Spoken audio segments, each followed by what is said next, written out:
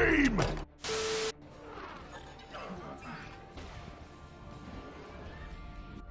What is up, guys, and welcome back to another Transformers video here today. And today we're actually going to be talking about my personal favorite Transformers character, being Starscream, and specifically his journey directly after the first Transformers movie, the first Michael Bay Transformers movie, in 2007, Transformers the movie. At the end of that movie, Starscream is of course the only Decepticon to actually make it out of the original team that was dispatched to Earth searching for Megatron and the Allspark. In the post-credits, we actually see Starscream flying off into space to an unknown destination. And this, of course, is not elaborated on at all, but it does leave the breadcrumbs for the inevitable second movie, Revenge of the Fallen, where we do see Starscream again helping coordinate things in the revival process for Megatron and in cahoots with the Fallen trapped on Cybertron. Not many people know, though, there is a lot of story in between these two events, where we see Starscream leaving Earth, and then when we pick up with him in Transformers 2. Starscream gets up to a lot of stuff in between Earth and Cybertron. So without further ado, let's get right into it.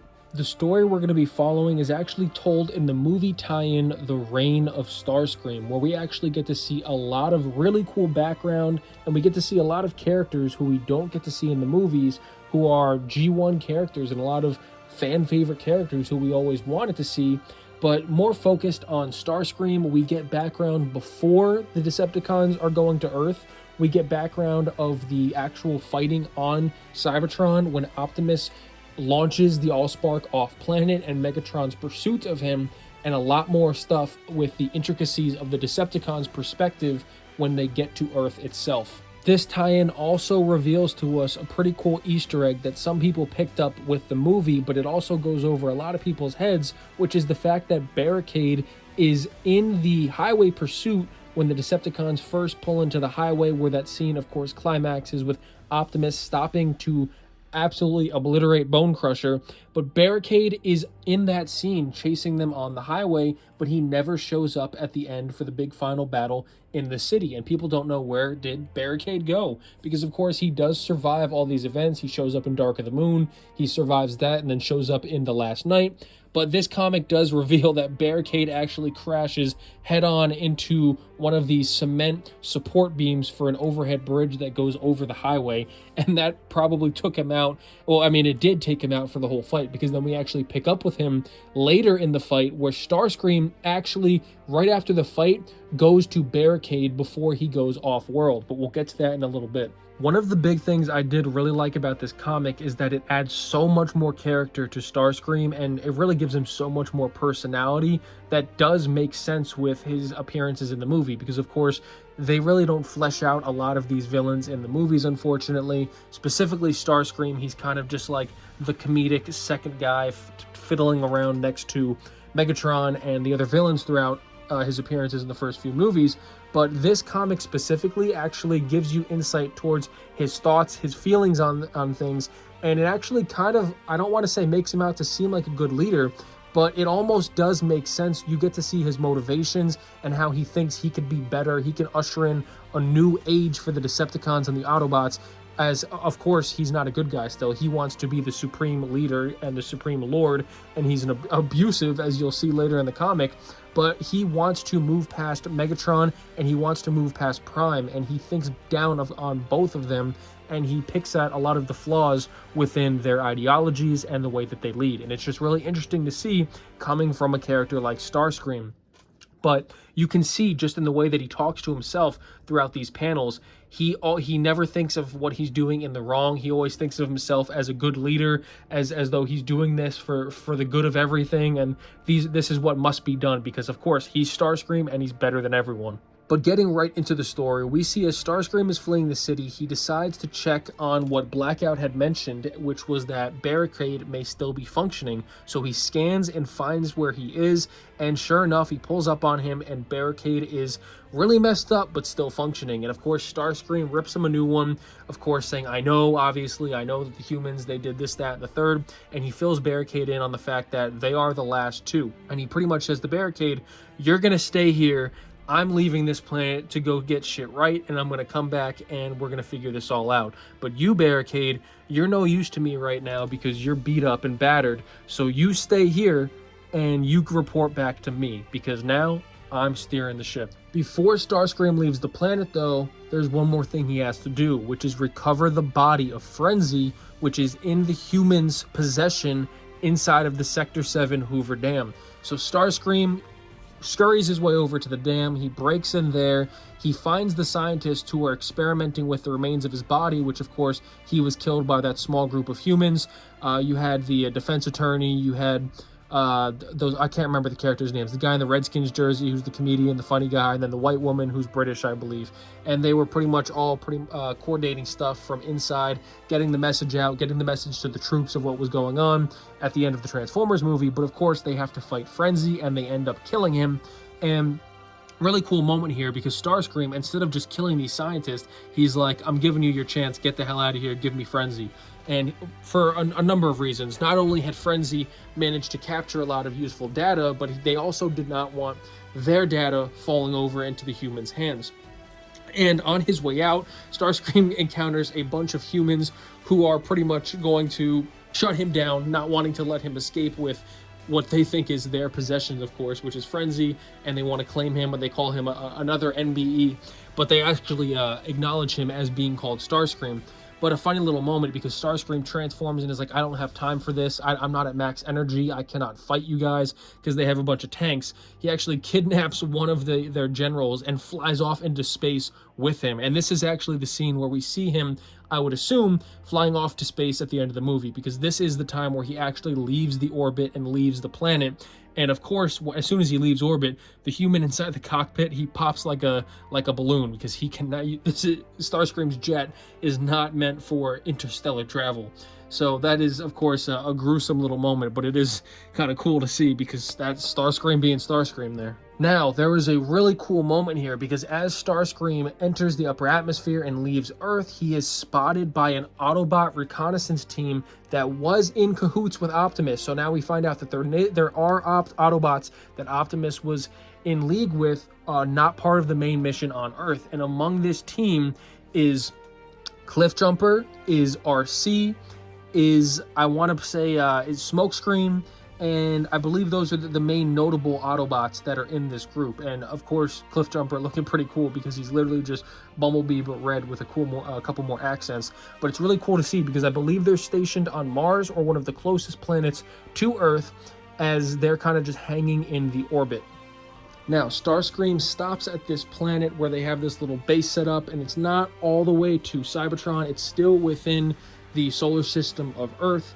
I'm pretty sure it's Mars just based off the background. I don't have it on hand right now, so I'm not looking at it. I didn't screenshot the exact frame where it explains what planet it's on, but it is still relatively close to Earth because Starscream is just stopping here temporarily, and they are going to be using a space bridge to travel further to Cybertron. And on this little outpost, on this little planet, is Thundercracker, and immediately Starscream gives Thundercracker Frenzy, tells him to plug him in, extract his information, and begin the transmission. Starscream wants Thundercracker to transmit Frenzy's information back to this location on Cybertron, and he's alluding to something he's doing with the cube, or recreating a cube. Gonna spoil that, not gonna really spoil that yet because we will get to that later, but Starscream does have a plan, of course, because the Allspark was destroyed, but he has something in mind for possibly replacing it, but we will get to that.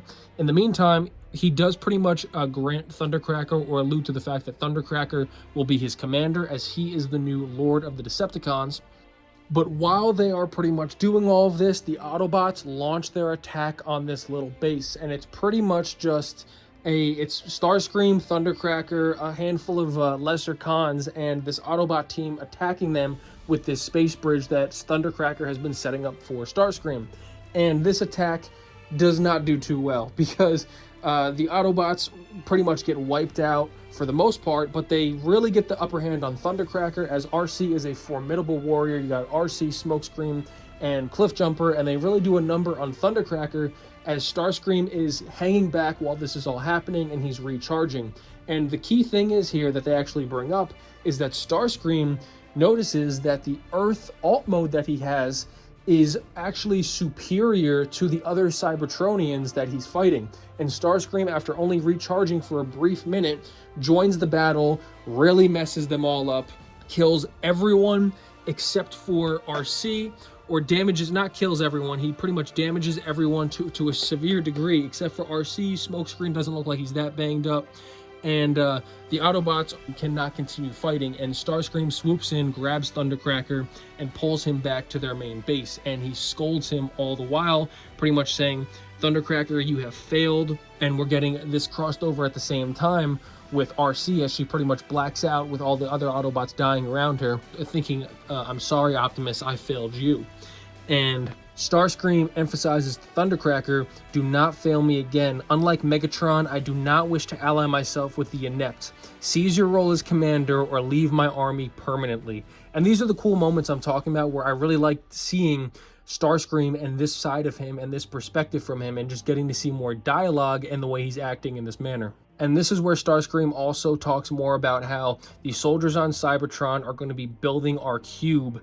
And here's where he really kind of reveals that he is trying to, and is going to be in the process of rebuilding the Allspark. And we're going to see later down the line of what exactly he means by that, and how he means to power that and set it back on the path towards being this ultra power source for Cybertron. And with that, the ship that they're in takes off, and they go right through the space bridge and go right across the galaxy to Cybertron, and they head right to the Decepticon city of Trypticon.